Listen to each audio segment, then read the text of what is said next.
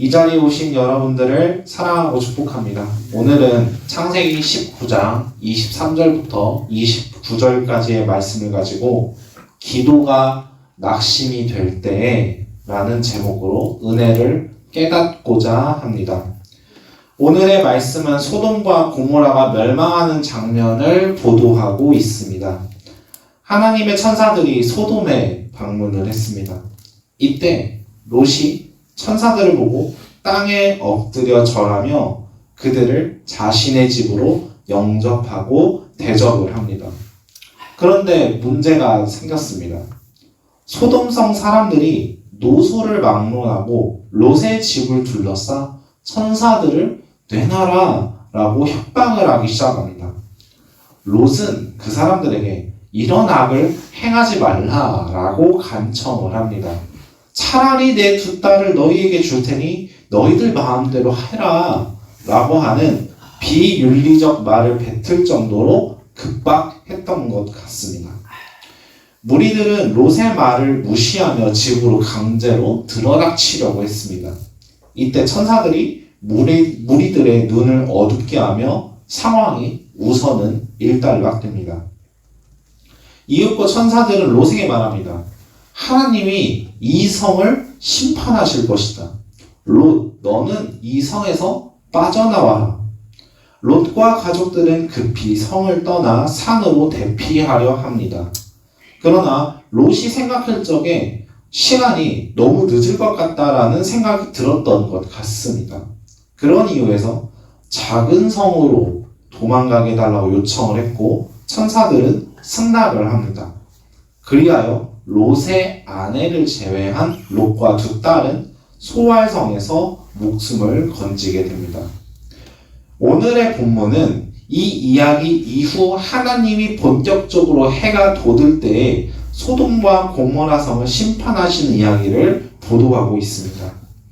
하나님은 하늘에서 유황과 불을 소돔과 고모라에 비같이 내리셨고 유황과 불은 소돔과 고모라에 쏟아져 많은 집들과 사람들을 불태웠습니다. 아마 많은 사람들의 비명소리와 괴눈들이 있었을 것 같습니다. 그 소리에 놀란 롯의 아내는 천사들의 충고였던 절대 돌아보거나 들에 머물지 말라라는 말을 듣지 않고 뒤를 돌아보아 소금 기둥이 됩니다. 그리고 나서 창세기는 아브라함의 이야기를 들려줍니다. 아브라함이 아침에 일찍 일어나 소돔과 고모라를 봅니다. 그곳에는 자욱한 검은 연기가 치솟고 있었습니다. 그리고서 29절 결론 부분에서 하나님이 왜 롯을 구출해 주셨는가에 대한 설명을 끝으로 본문이 끝나게 됩니다. 오늘의 이야기는 보통 죄악이 가득한 소돔과 고모라 성에 대한 하나님의 심판, 그리고 아브라함의 믿음을 통해 롯 가족이 구원을 받은 것, 롯 가족을 구원해 주신 주님의 자비로 우리가 읽습니다. 그런데 오늘은 기도라는 관점에서 오늘의 본문을 좀 살펴보려고 합니다. 창세기 저자는 27절과 28절에서 아브라함이 소돔과 고모라가 멸망한 모습을 지켜보았다고 보도하고 있습니다. 왜 창세기 저자는 굳이 이런 이야기를 했었던 것일까요? 롯이 소돔에 살기 때문에 걱정되어서 보았다라고 하기에는 소돔과 고모라의 연기가 자욱한 모습을 보고 롯을 구하기 위해 뛰쳐나갔다든가 롯이 살아있는지 걱정을 했다든가 라는 식의 이야기는 전혀 보이지 않습니다. 롯이 아닌 다른 이유 때문에 소돔과 고모라가 멸망한 모습을 지켜보는 것처럼 보여집니다. 그렇다면 아브라함이 불타는 소돔과 고모라 성을 바라본 이유는 무엇이었을까요? 소돔과 고모라가 멸망당하기 전인 18장에서 하나님과 천사들을 아브라함이 만나게 됩니다. 하나님은 아브라함과 사라에게 자녀가 생길 것이라고 약속을 하시고 소돔으로 향하게 됩니다. 그리고 하나님은 아브라함에게 숨길 것이 없다면서 소돔과 고모라의 죄악이 크므로 심판하시겠다고 말씀하십니다. 이때 아브라함이 하나님께 말합니다. 주님이 의인을 악인과 함께 멸하려 하십니까? 아브라함은 소돔과 고모라에 의인이 있을 거라고 믿었습니다. 그리고 그 의인들이 있기에 소돔과 고모라 성은 멸망당해선 안 되었습니다. 죄악이 아무리 크더라도 그 의인들로 인해 성이 변화될 거라고 믿었던 것 같습니다. 즉, 아브라함은 하나님께 중보 기도를 했었던 것입니다. 주님의 진노가 소돔과 고모라에 미치지 않도록 거기에 있는 의인들이 보호받을 수 있도록 성 안에 있는 죄인들이 의인들로 하여금 변화될 수 있도록 아브라함은 그것을 믿고 기대했고 기도했습니다. 하나님은 그 기도를 들어주셨습니다. 그래서 의인이 50명이건 40명이건 10명이건 아마도 한 명이라도 있었다면 그 사람을 위해 소돔과 고모라 성을 멸망시키지 않겠다고 하나님은 기도를 들어주셨습니다. 아브라함은 당장 18장에선 기도응답을 받았던 것입니다.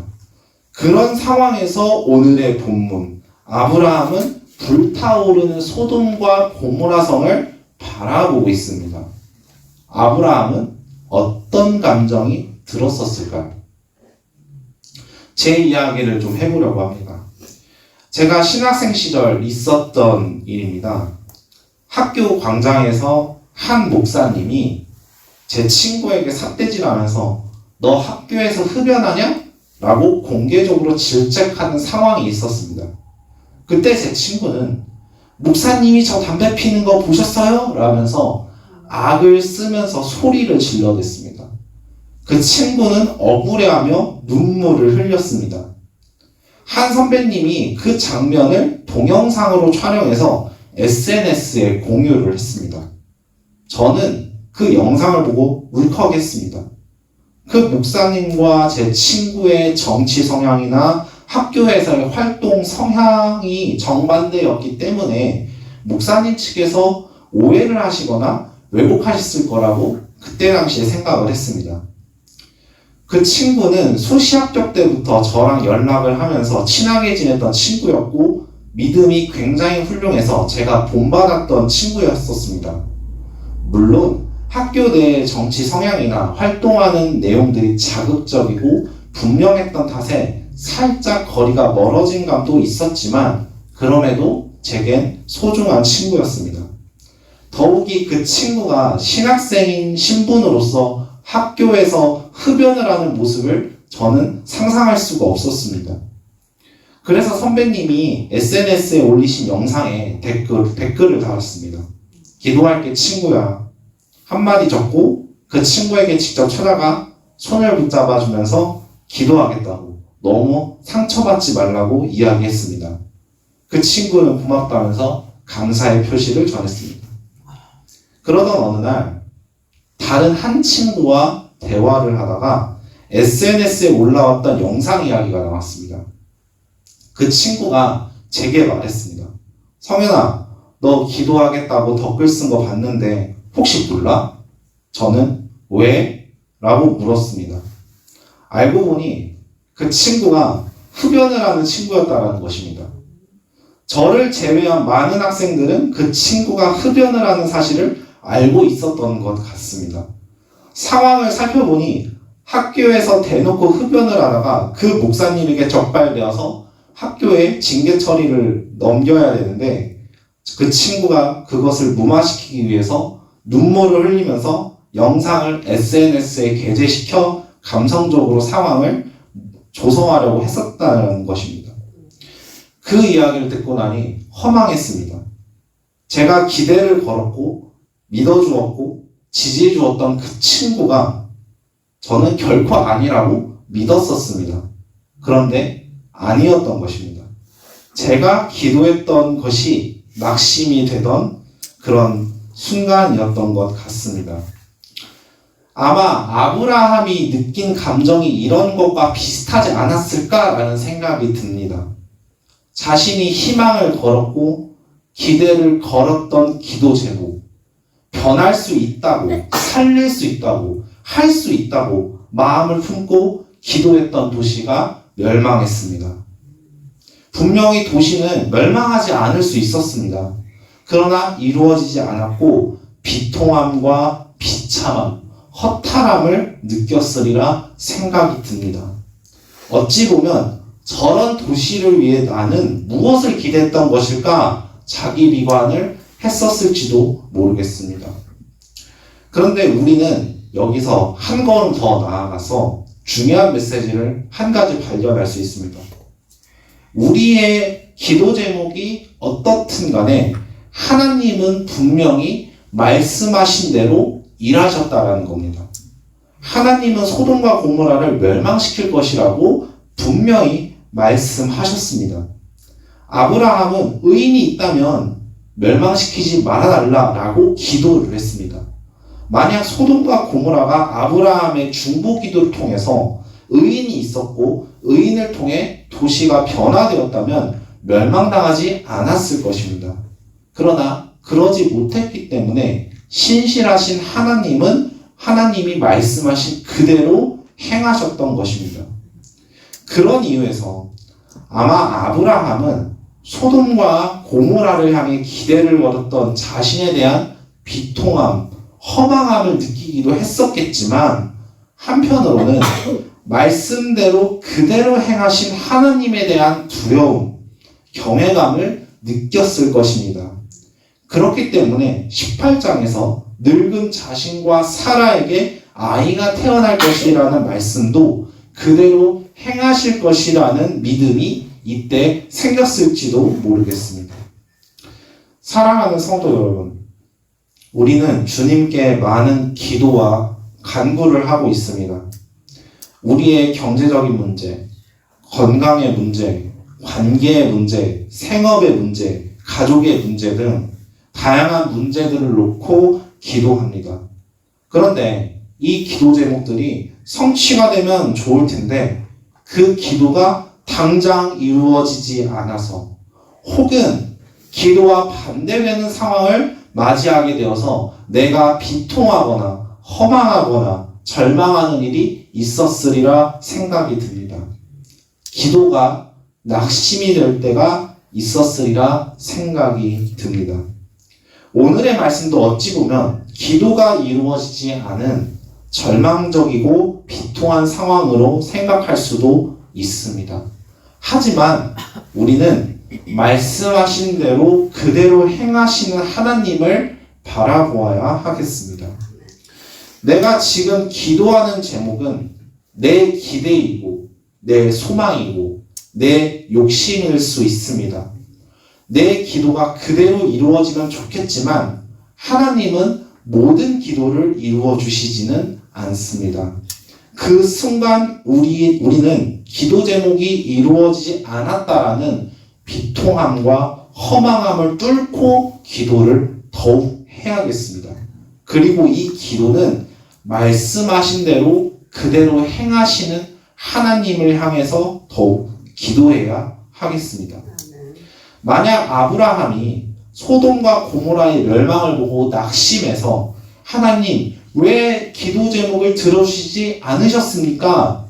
혹은 소돔과 고모라는 결국 제 기대에 부응하지 못했습니다. 한탄스럽습니다. 라는 식으로 비관하며 기도가 낙심될 때 모든 것을 포기했다면 이삭을 얻지 못했을 것입니다. 아브라함은 기도가 낙심될 때 말씀하신 그대로 행하시는 하나님을 믿고 행동했습니다. 하나님의 말씀을 구하고 하나님의 뜻을 구하여 자기 욕심대로 기도하지 않고 말씀 그대로 순종할 수밖에 없었던 것은 소돔과 고모라의 멸망을 기점으로 아브라함이 깨달았기 때문은 아니었을까 생각이 듭니다. 사랑하는 성도 여러분, 기도 중 낙심하시는 때가 있습니까? 비통한 때가 있습니까? 허무함이 몰려올 때가 있습니까? 그 상황에서 우리는 더욱 기도해야 합니다. 그리고 그 기도의 제목은 반드시 말씀대로 행하시는 하나님을 향해야 하겠습니다. 하나님이 내 기도대로 움직이시는 게 아니라 내 기도가 하나님이 말씀하신 대로 나아가야만 합니다. 하나님 이거 해주세요가 아닌 하나님 이 문제를 바라보시는 하나님의 생각과 뜻과 말씀을 나에게 알게 하옵소서라고 기도할 수 있는 저와 여러분이 되시기를 바랍니다. 우리가 하나님께 대하여 신실하신 하나님이라고 고백한다면 우리의 믿음과 기도 또한 신실해야 합니다. 하나님은 말씀하신 대로 이루시는 분이기 때문에 우리가 그 하나님을 향해 기도하고 믿음을 가져야 하기 때문입니다. 내 욕심, 내 기대, 내 소망을 위한 기도가 낙심이 될 때 그 비통함과 절망감을 뚫어내고 말씀대로 행하시는 하나님을 바라보며 나에게 하신 하나님의 말씀을 붙들고 더욱 기도에 힘쓰는 저와 여러분이 되시기를 주님의 이름으로 축복합니다.